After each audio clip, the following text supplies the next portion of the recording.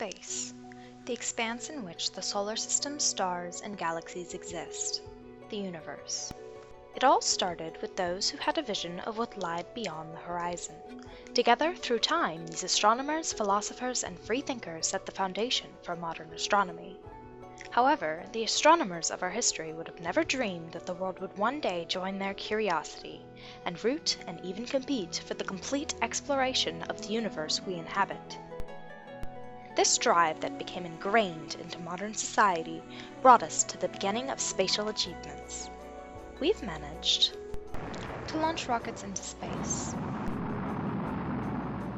put man on the moon, sent rovers to Mars, and sent telescopes farther into outer space than ever imagined.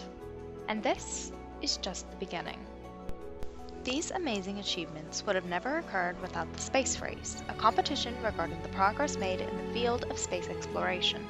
This exchange between the United States and the USSR all began with the launch of a Russian satellite known as Sputnik. Many years before its creation, in post-World War II USSR, a group of scientists pioneered the work which would ultimately lead to the first artificial satellite, one created solely to send signals back to Earth. It all began when in 1946, the U.S. Air Force commissioned a team to research artificial satellites and multi-stage rockets, a rocket that has multiple parts that work individually. This resulted in a project known as World Circling Spaceship, which, if implemented, could hypothetically produce the first American satellite as early as 1951. Meanwhile, in the USSR, the rocket development program quickly unfolded under Stalin, and the idea of a satellite was quickly forming along with it. As the idea started becoming a reality, Soviet authorities forcefully sent German rocket specialists into the USSR.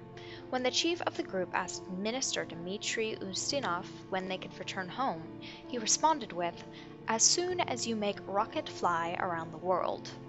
This reflected the determination of the Soviets. In February 1948, Taganrov presented his concept of a multi-stage rocket. The reaction to his initial report was primarily skeptical. Still undeterred, he continued to make appearances at various scientific conferences to argue for his concept. He believed that by packaging multiple rockets into a single vehicle, it would be possible to launch a satellite using existing technology. Through repeated attempts, he faced many rejections, but continued until he gained support. Taganrov's far-fetched ideas produced mixed reactions.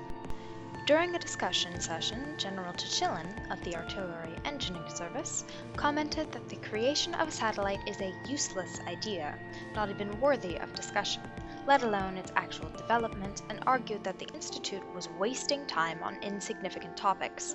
The department was then disbanded. Fortunately, assignments from the military ensued the survival of the N-214, but any work on the idea of satellites went underground for several years. In March 1953, Joseph Stalin, who ruled the Soviet Union, died.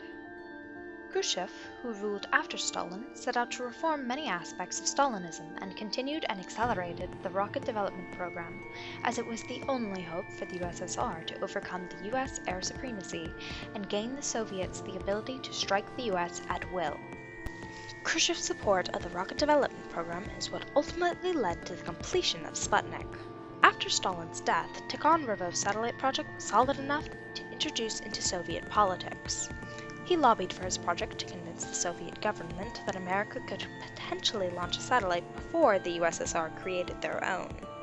His work was approved, and he was promised political support, and the chief of N-24 was even prohibited from putting any obstacles in his way.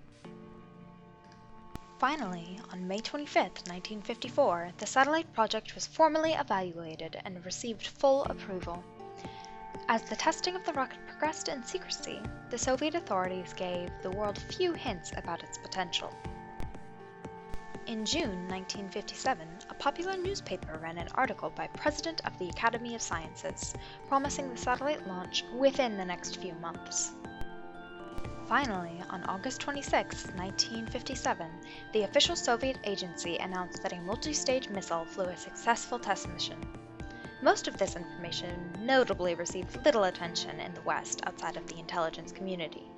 Pressed on time, the Soviets conducted the development and the manufacturing of the satellite's parts simultaneously. The main issues with production were due to manufacturing the hemispheres of the satellite, their welding and polishing of the external surfaces.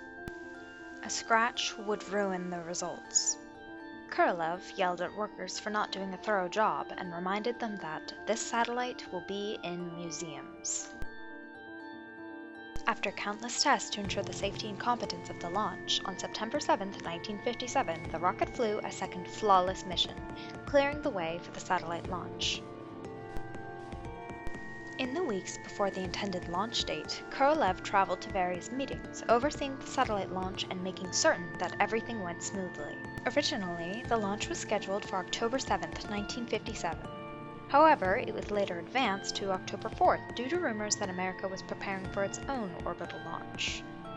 On October 1st, 1957, Radio Moscow announced that the frequencies on which people around the world could hear the signals from the satellite. October 4th, 1957. The fueling of the rocket started at 5:45 Moscow time. Tension was unbearable. Breath was held across the lands as the wait for the first artificial satellite to be launched into space loomed overhead. The launch vehicle with the satellite blasted off on October 4th, 1957, 17 hours later. Soon after the powered flight of the rocket was over, operators down on Earth received the signal about the engine cutoff, and they could happily confirm that the engine shutdown took place within the required time period to allow the satellite into orbit. After a short pause, Sputnik spoke.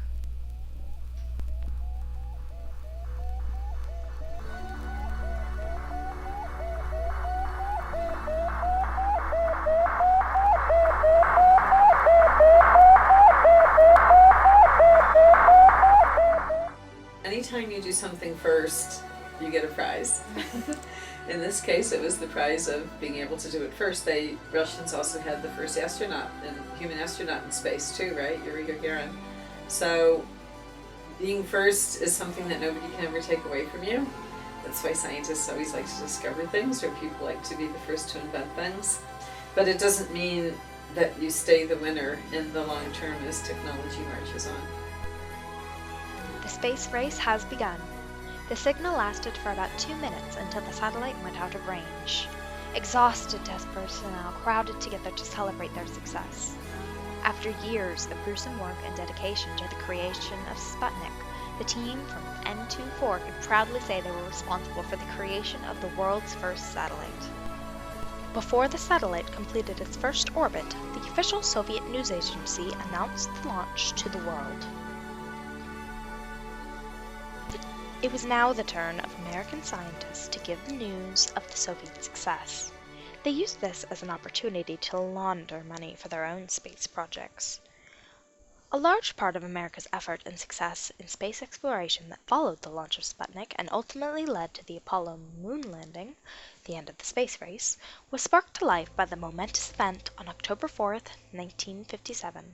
The creation of Sputnik may seem minuscule when looking at everything we have accomplished since. But, in reality, many, if not all, modern astronomical successes would not have occurred without the historic launch of Sputnik. Every satellite, shuttle, rover, and human who has graced outer space can be traced back to one event: Sputnik's exploration into a realm previously untouched by humans. Sputnik's technology may not be directly responsible for the progress we have made in space exploration thus far, but rather the attitude that Sputnik's launch brought behind space exploration, expansion, and observation.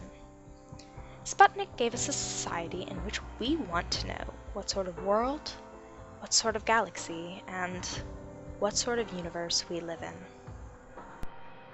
We are a curiosity-driven people, the human race. We always want to know what's out there. We always want to go where we haven't gone before.